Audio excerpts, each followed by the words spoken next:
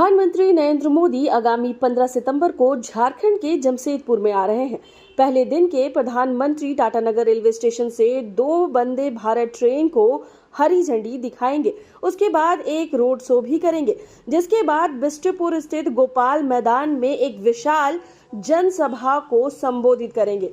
इस जनसभा का आयोजन भारतीय जनता दल पार्टी द्वारा किया जाएगा। प्रधानमंत्री कार्यक्रम के तैयारियों का जायजा लेने केंद्रीय कृषि मंत्री और झारखंड विधानसभा चुनाव प्रभारी शिवराज सिंह चौहान ने जमशेदपुर में भाजपा जमशेदपुर महानगर अध्यक्ष सुधांशु ओझा की अध्यक्षता में बिष्टुपुर स्थित चैम्बर भवन में आयोजित बैठक में शामिल हुए। इस बैठक में जमशेदपुर के सांसद विद्युत भरण महतो के अलावा कई वरिष्ठ नेता भी उपस्थित थे।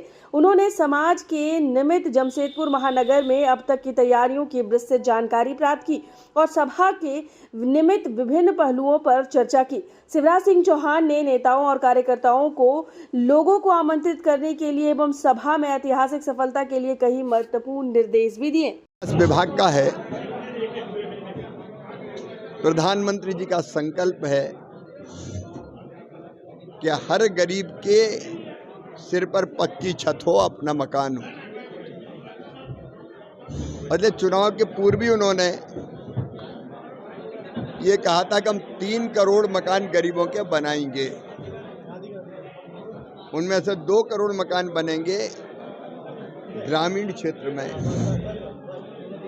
मुझे बताते हुए प्रसन्नता है कि 2 करोड़ मकानों की पहला जो चरण है लगभग 40 लाख मकानों का, जिसमें झारखंड के भी 1,13,000 से ज्यादा मकान सम्मिलित है गरीबों के। उनके खाते में पहली किस्त मकान बनाने के लिए प्रधानमंत्री जी जमशेदपुर से डालेंगे और वो शासकीय कार्यक्रम उनका यहाँ संपन्न होगा ग्रामीण विकास विभाग का। लेकिन प्रधानमंत्री जी आ रहे हैं, कार्यकर्ताओं में भारी उत्साह है, जनता में भी। और जनता ने, कार्यकर्ताओं ने यह तय किया कि प्रधानमंत्री जी की एक विराट सभा और होगी और उसके पहले जनता और विभिन्न संगठन प्रधानमंत्री जी का स्वागत करना चाहते हैं, तो वे रोड शो भी करेंगे। जनता को अभिवादन स्वीकार करेंगे, जनता का आशीर्वाद भी लेंगे और एक विराट सभा को संबोधित करेंगे।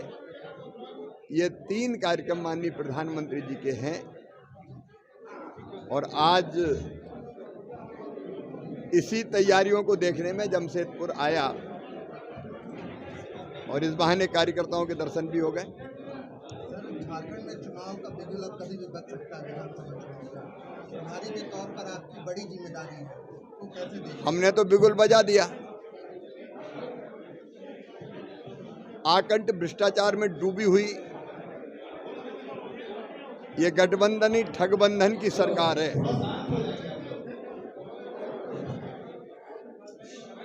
सैकड़ों वादे किए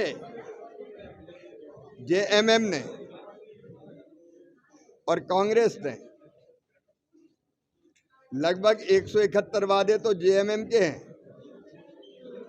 400 कांग्रेस के हैं। बेरोजगारों को 5 लाख नौकरियां, बेरोजगारी भत्ता 5,000 से लेकर 7,000 तक। लेकिन ना बेरोजगार भत्ता मिला बेरोजगारी और ना रोजगार मिला। अब चुनाव आ गए तो नाटक कर रहे हैं।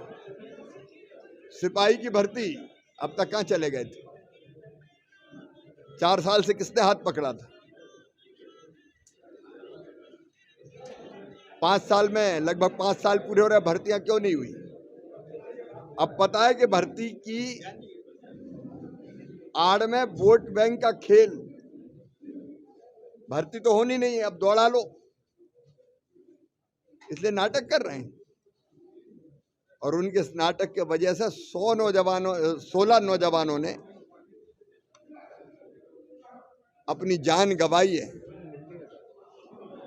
बिना तैयारी के रात भर लाइनों में लगे रहे, बरसात की धूप कितनी भयानक होती है, उसमें दौड़ा दिए 10-10 किलोमीटर। ये 16 नौजवानों के प्राण जाना हादसा नहीं है, हत्या है, हत्या। जिसका पाप इस सरकार के सिर पर है। अब कुछ लेना देना है नहीं, इसलिए झूठी घोषणाएं करते रहो, लेकिन जनता ये सच जानती है। और भारतीय जनता पार्टी इन सब चीजों को लेके, नोटों के पहाड़ निकल रहे हैं, अपराधी खुल के खेल रहे हैं, घुसपैठ डेमोग्राफी बदल रही है, आदिवासी बेटियों से शादी करके उनकी जमीनों को हड़पने का षड्यंत्र चल रहा है। भारतीय जनता पार्टी सबको उजागर करेगी और जनता जान गई है इस ठगिया सरकार को।